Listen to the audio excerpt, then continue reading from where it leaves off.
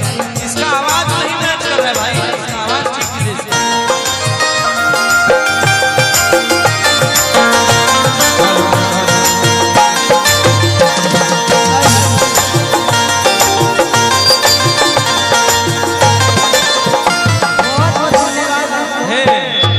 सुना ना हमार बात,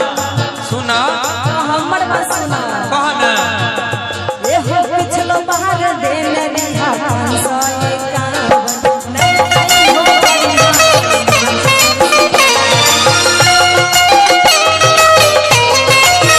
सुना ना की कहना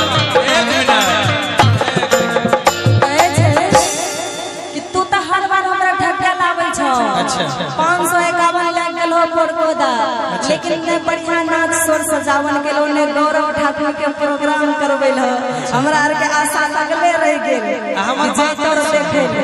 हमर बात में सुन बोला आबो कि हमरो दसना भौजी लागी गेलै घाटा और की कोना के करै बयाना के सापाती साटा पिछलो बाहर दे मेरी हाथ सो अच्छा नहीं हो बड़ी नाच स्वर सजा